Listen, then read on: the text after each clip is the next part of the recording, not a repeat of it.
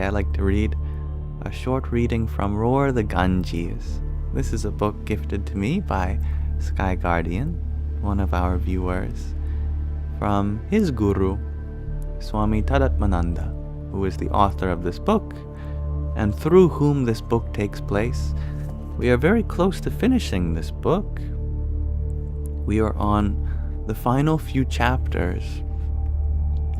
For most of this book, it was a kind of preparation for the author's initiation into being a Hindu monk of the Saraswati order, becoming a Swami. And these chapters now guide us to what it's like being a Hindu monk, what it's like from the perspective of someone who was once a Westerner, like many of us here, including myself, but renounced that life and dedicated it solely to the pursuit of spiritual enlightenment. This chapter is called The Heart of Devotion.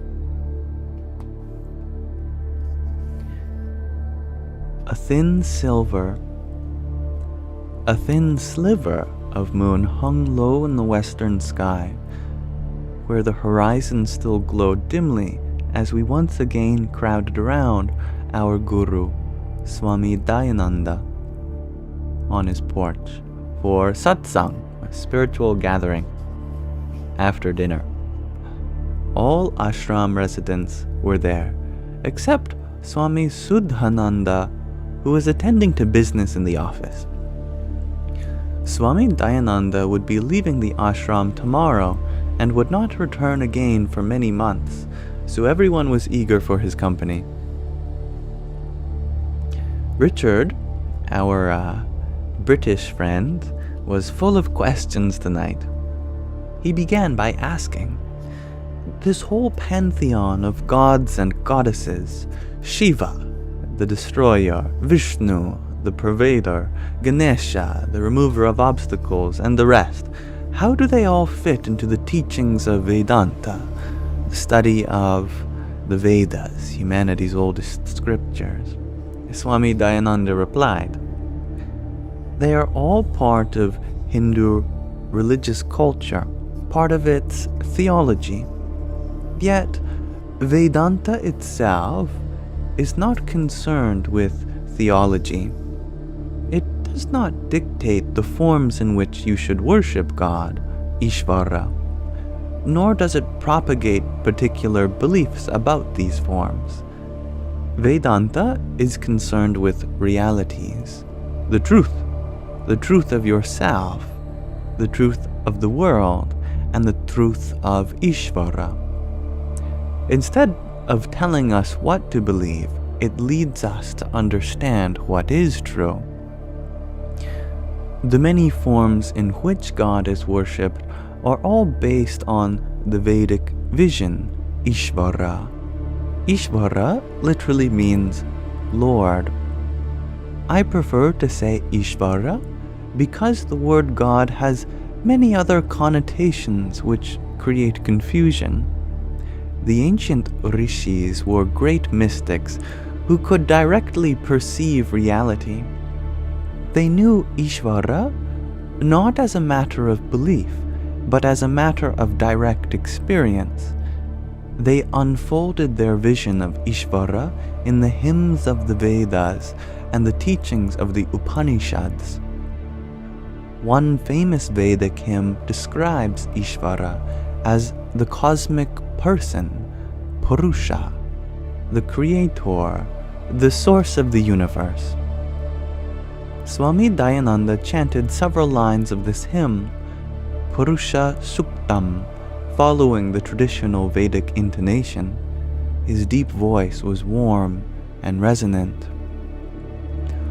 Om Sahasrashirasha Purushaha Sahasrakshas Sahasrapat, and so on, which translates to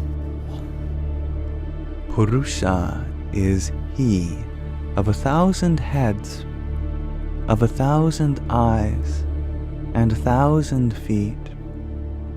completely does He pervade the world. And yet He extends beyond even that. Purusha indeed is this entire cosmos, all that was and all that will be. I'm happy you feel safe here. Finishing his brief recitation, Swami Dayananda explained, 1,000 heads, 1,000 eyes, 1,000 feet. Do you think the rishis envisioned Ishvara as a strange creature with thousands of appendages? No. This is all symbolic.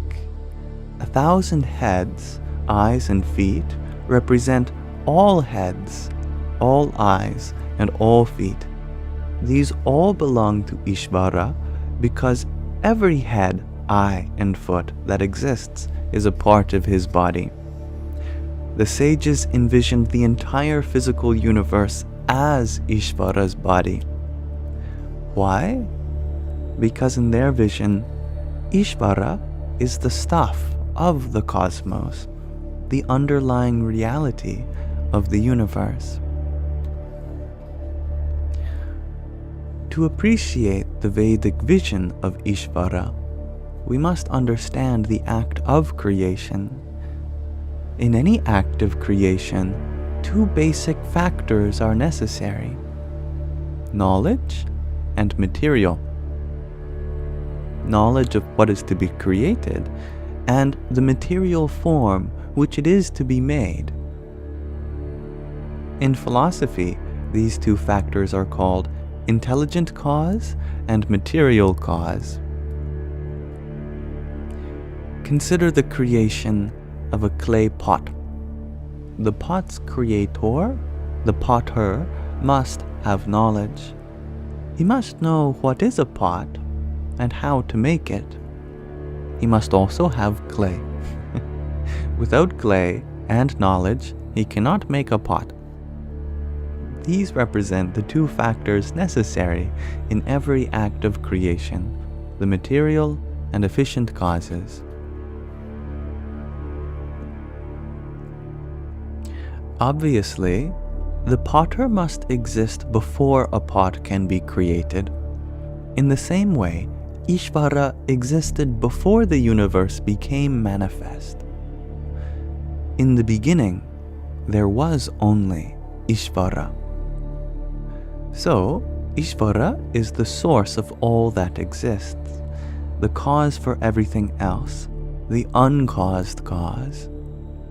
And just as a potter must have sufficient knowledge to make a pot, Ishvara must have had sufficient knowledge to create everything.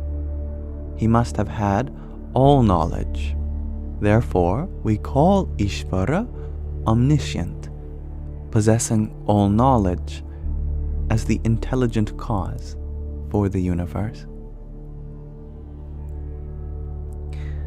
Swamiji asked Richard, what about the material cause? The material cause was envisioned by the rishis in a most remarkable way. Swami Dayananda replied, look at this. The potter had a supply of clay, the raw materials for the pot, but there was no such supply of raw materials for Ishvara.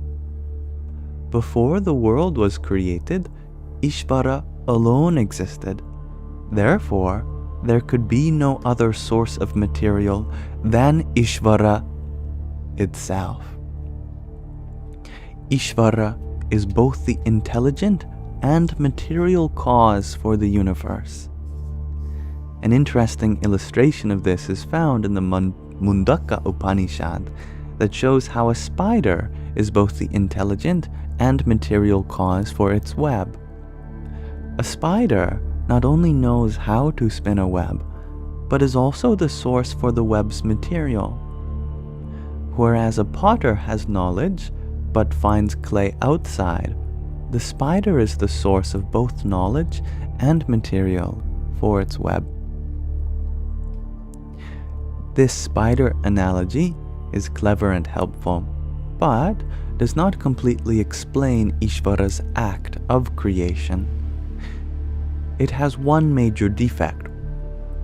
The spider can crawl away from its web, abandoning its own creation. Ishvara, on the other hand, is said to pervade the universe, a universe that remains non-separate from its creator. Ishvara did not create the universe and then leave on a holiday.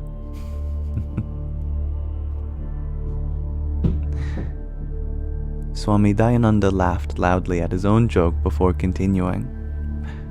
We need a better analogy. Perhaps the best is found in your dreams. When you dream, you create a dream world, dream people, dream trees, dream houses, and so on.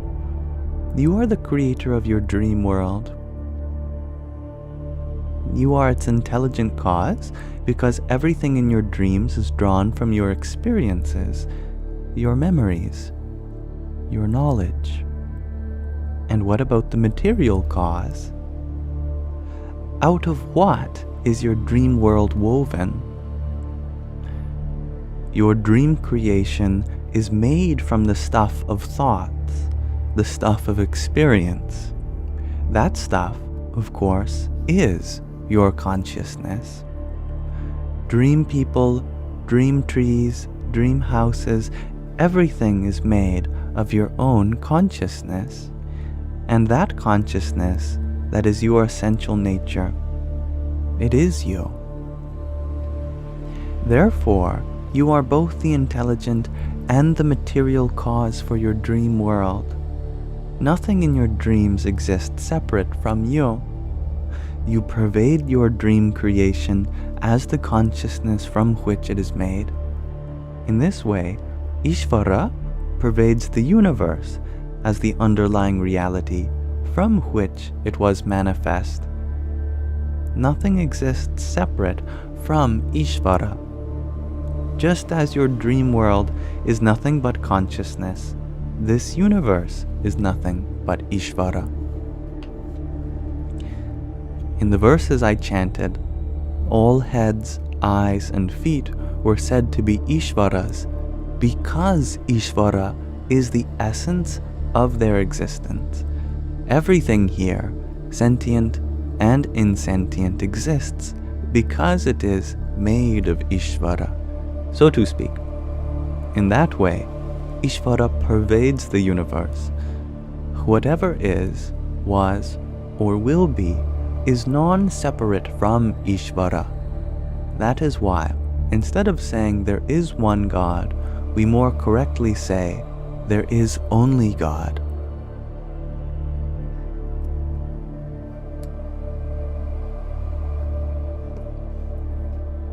How's that? And we'll pause our reading there.